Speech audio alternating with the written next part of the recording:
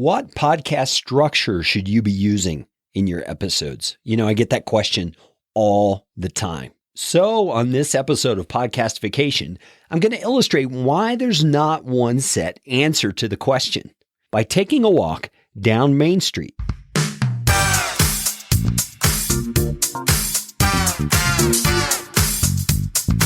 My name is Kerry Green, and I am the client happiness guy at podcastfasttrack.com, and this is Podcastification. This show is all about podcasting.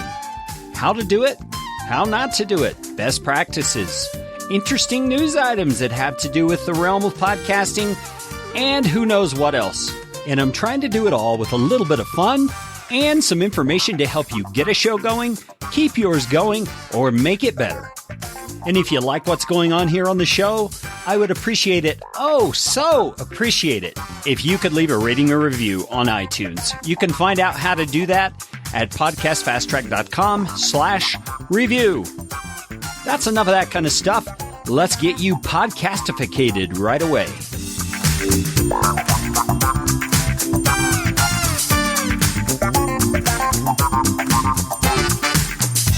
Hey there, my name is Kerry Green. I am the founder and client happiness guy here at Podcast Fast Track, and I welcome you to another episode of Podcastification. And like I said in the intro, this episode is based on questions I get all of the time about things like podcast structure, episode structure. What design should I put underneath my podcast to make it the very best it can be?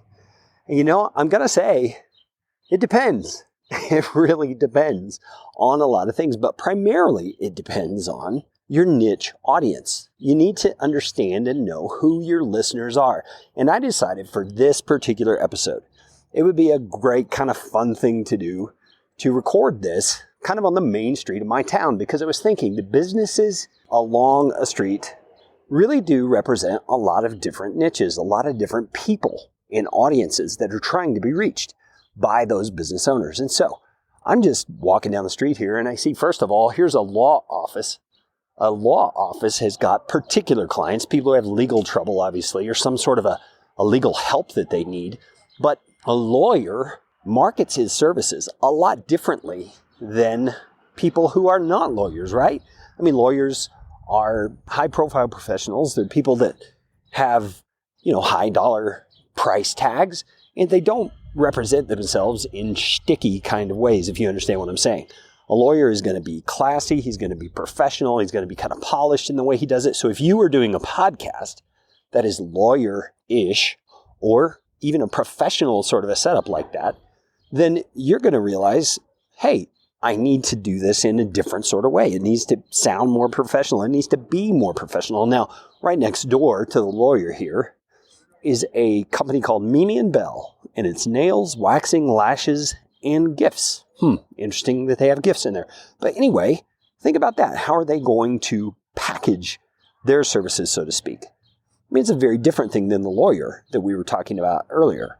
It's a personal care kind of a product, and the audience for that is going to be very different than the audience for a lawyer. And so the way that they package it is going to be different. And so if you think about your podcast, you may have a personal care kind of a podcast where you're talking about things like losing weight. You're talking about things like health issues or dietary things. You need to think through, who are your exact listeners and what are the things they're looking for? And how should I reflect those needs and those kinds of things in my podcast?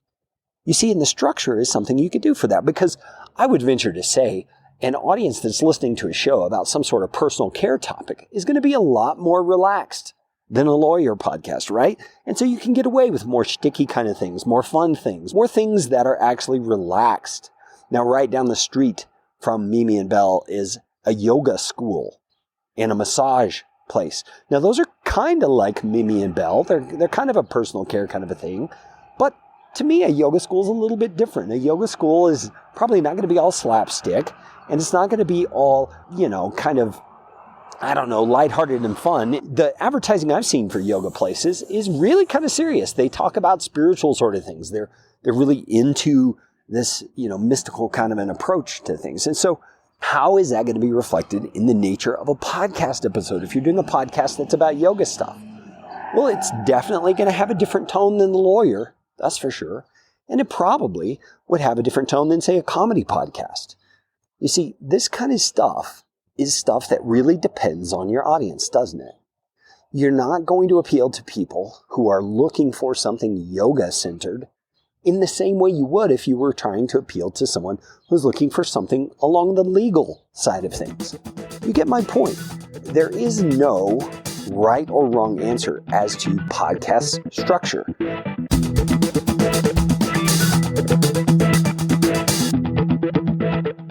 I remember one of the learning curves I had to go through when I first started podcasting on my own was just figuring stuff out. I had heard a lot of popular podcasts out there, like Pat Flynn's Smart Passive Income, for example.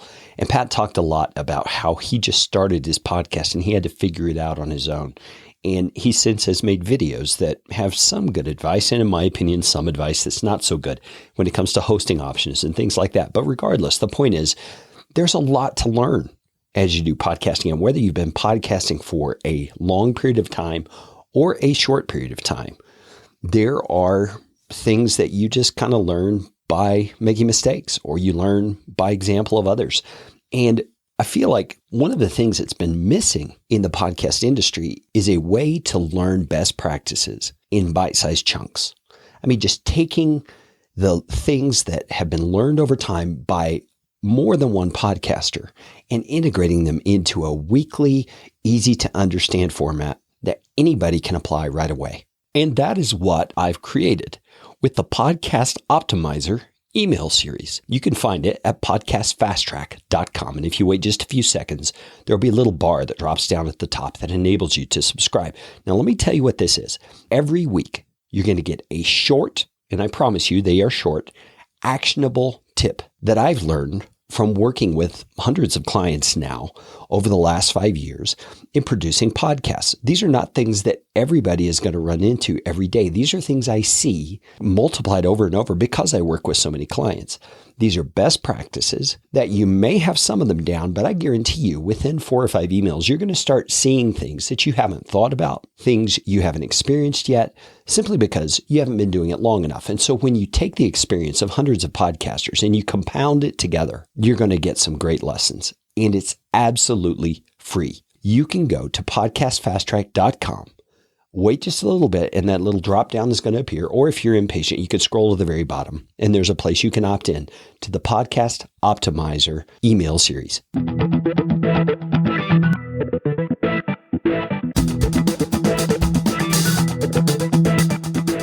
If you were to go through iTunes and look at the top downloaded podcasts, you're going to find some that are personal development oriented. You're going to find some that are financial in nature.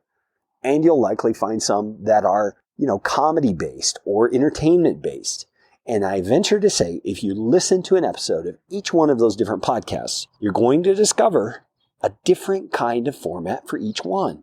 Ta-da! Think about that. Think about what does that say? That says that those particular podcast producers have done the work to figure out what resonates with their audience.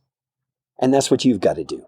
You can't rely on a formula. You can't rely on a particular structure that is exactly what's going to work for every kind of podcast, because there is no such thing. So how do you go about doing that? How do you go about finding what your particular audience needs? Well, the first thing I would recommend is that you find out where your audience hangs out. Now, when I say hangs out, that could be a tangible location, like here in town. Maybe all the people that are into skateboarding hang out at the skate park. Go figure. Well, you'd want to go be there. You'd want to talk if you were doing a show about skateboarding. You'd want to see what those people are interested in and see what it is that they are interested in finding out about their particular hobby or that niche. You see, you can do that in a physical sort of way, but you can also do that online. The best place to do this that I found is in Facebook groups.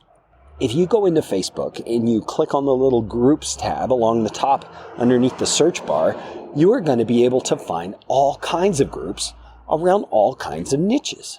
Well, join the groups that have to do with your podcast, and don't go in there just blasting out links to your latest podcast episodes. Don't do that. Don't be that guy or that gal.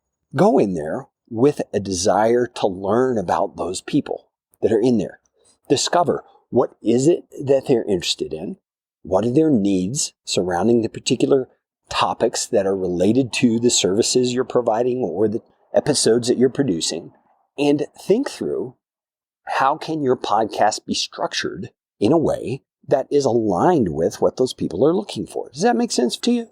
And this also speaks to content, obviously. You want your content to be addressing the things that those people are interested in. Now, a point I want to make here about this whole thing of structure and best practices and stuff like that is that, yes, definitely, there are best practices when it comes to podcasting, but they don't always translate from one niche to another. They just don't, because of this issue of your audience. Best practices are great to learn, but you have to do the hard work needed to apply those to your specific niche. That's your job.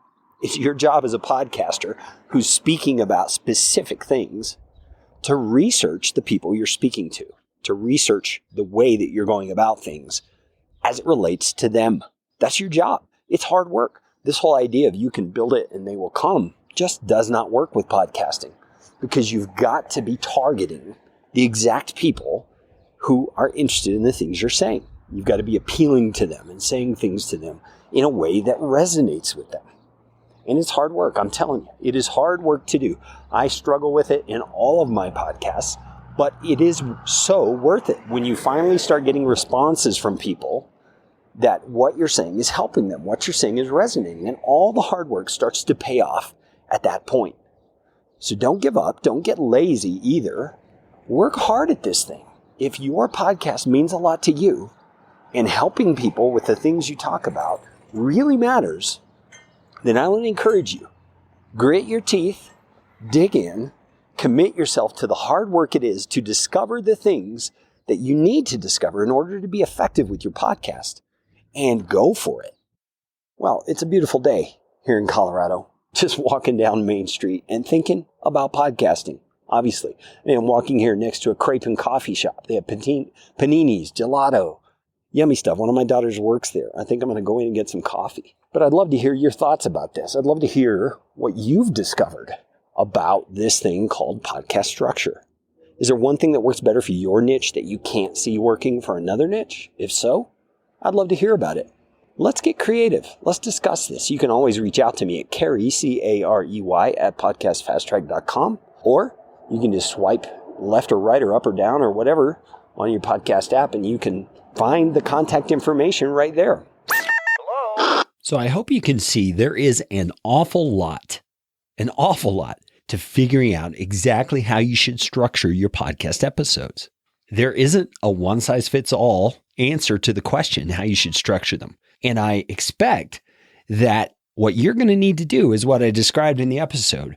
Get out there and talk with your audience. Figure out exactly what it is they need, how you can help them, and that is going to inform you as to how you can best structure your episodes. Hey, thank you so much for listening to Podcastification. I would just love it if you'd let me know what you think about this episode. You can always reach me at Carey, C-A-R-E-Y, at podcastfasttrack.com, or just swipe to the description there in your handy-dandy podcasting app, and there should be contact information somewhere on the page. All right, you know what time it is. It's time for you to go out and make it a podcastificating day. This show is brought to you by Podcast Fast Track, where my team provides professional podcasting services without the time suck. Full production, editing, and show notes, all in one monthly subscription package. You can find out more at podcastfasttrack.com. Now go out and make it a podcastificating day.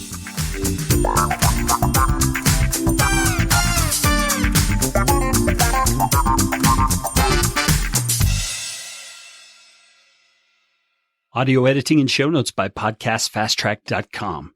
Get 15% off your first month by mentioning this show.